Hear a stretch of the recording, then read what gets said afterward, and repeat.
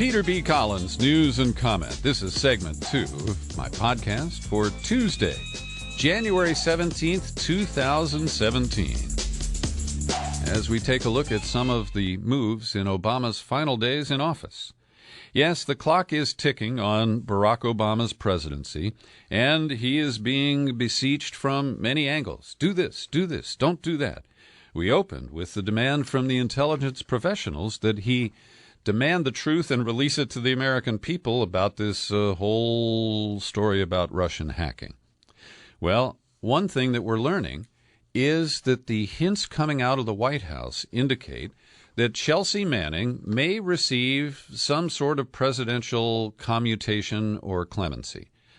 I would suspect that Obama will not pardon Chelsea Manning outright.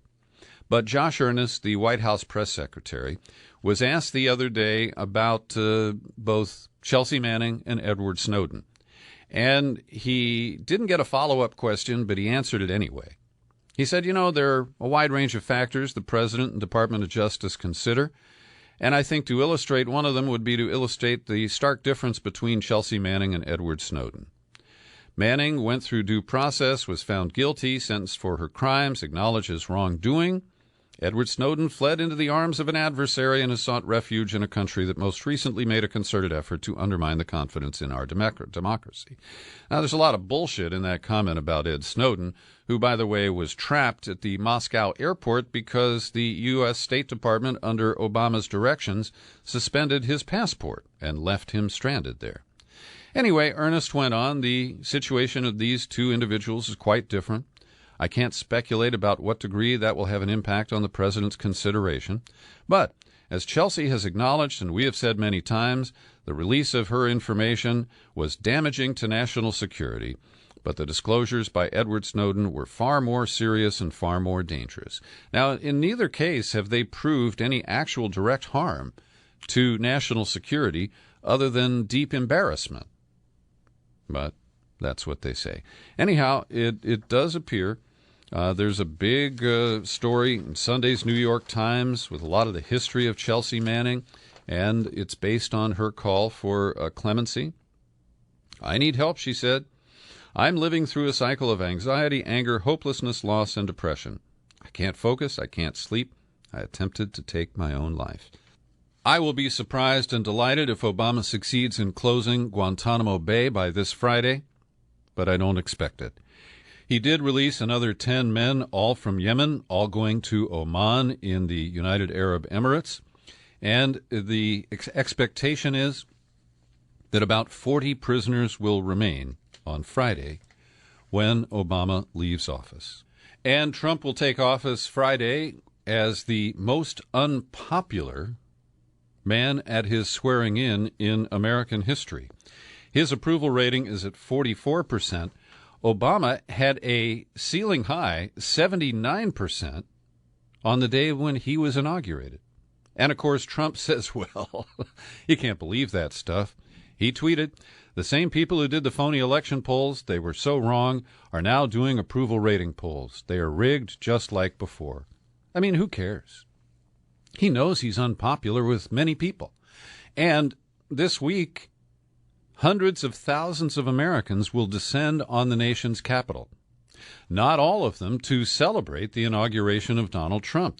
We're expecting about 200,000 protesters, many on Friday, and many of the same people and more on Saturday for the Women's March on Washington. And I think that this has been aggravated by Trump's attacks on John Lewis. Now, I know John Lewis. I've interviewed him several times, and I participated in a very moving forgiveness ceremony when he came to California about 5 years ago and publicly forgave the man who injured him during a civil rights protest back in the 1960s. I have a lot of respect for John Lewis, and when he said that he doesn't believe that Donald Trump is a legitimate president, I agreed with him, even though the supporting factors that he cites and that I cite would be different. Fundamentally, Trump stole the election. It was rigged in his favor, irrespective of any of this Russian hysteria. And I share John Lewis's sense that he is not legitimate. And there are more than 24 Democratic members of the House who are going to boycott the inauguration.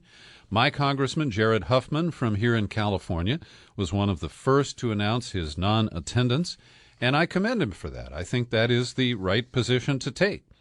And the idea that you got to be there to support the peaceful transition of power, no way. I'm sorry.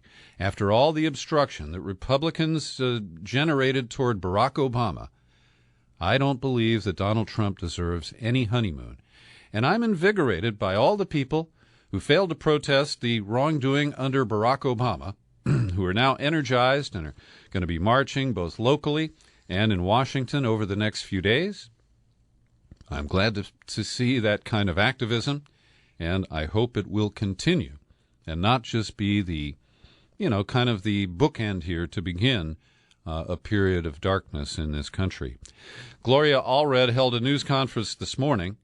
Alongside her, a woman named Summer Zervos, who was once a contestant on The Apprentice show when Donald Trump hosted it. She had accused him of groping her, and he denied it. And so she is now suing him for defamation, claiming that his denials have hurt her reputation. I think it's the only legal avenue available to her. But we'll see if there are other women who join in similar lawsuits to challenge the honesty of Donald Trump. And as I say that, it doesn't take much to challenge his veracity. Young reporters Lee Fung and Steve Horn have a great story at The Intercept today about the nominee for Secretary of State, the now former CEO of ExxonMobil, named Rex Tillerson. And we're learning that the State Department got many requests, both during the latter years of the Bush administration and during the first years of the Obama administration when Hillary Clinton was Secretary of State, for help in foreign countries for Exxon. And as you know, it's a global transnational company that pays very little tax in the United States and barely acknowledges that it's American-based. But that doesn't stop these global companies from using whatever leverage they can. ExxonMobil sent State Department officials a request to help overcome local opposition to fracking in Germany. In Indonesia, the State Department acted as an advocate for Exxon during contentious negotiations between the firm and the Indonesian government.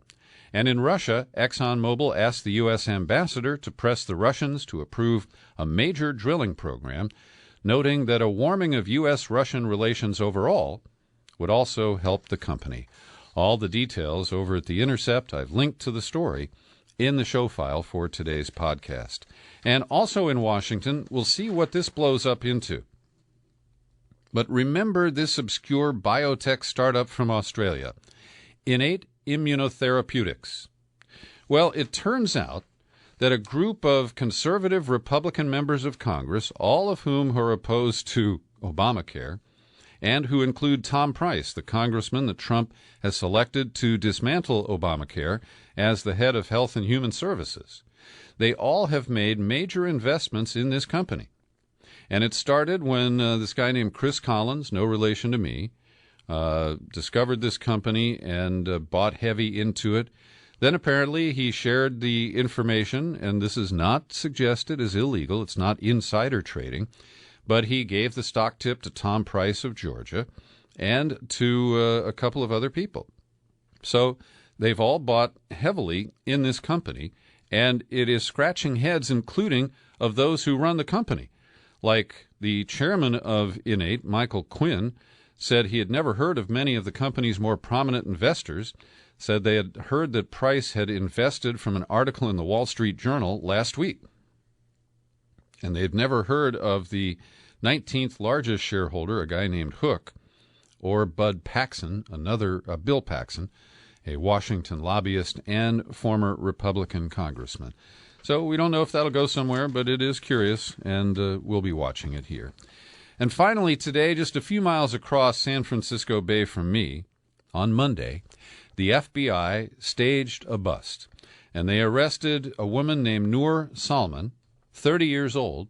She is the widow of Omar Mateen, who is accused of shooting 49 people to their deaths at the Pulse nightclub in Orlando last June 12th. And the FBI, which has spread a lot of false information about Omar Mateen and omitted a lot of important information about his background.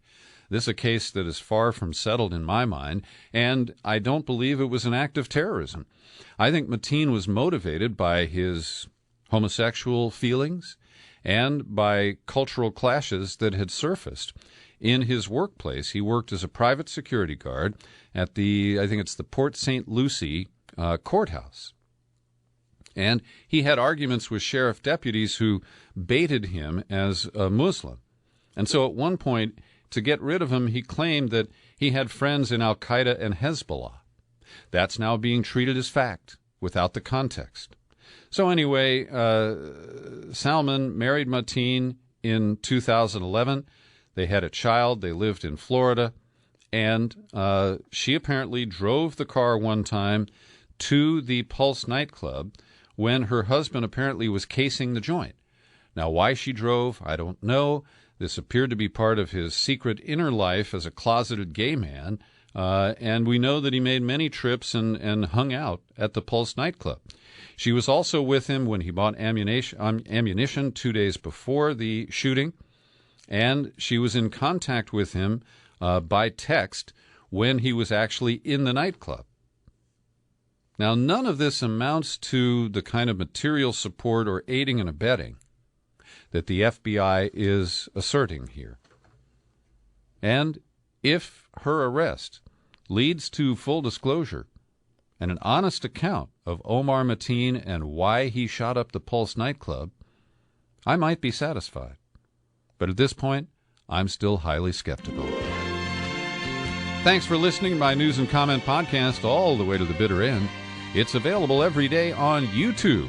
I'm Peter B. Collins. Happy trails to you until we meet again. Happy trails.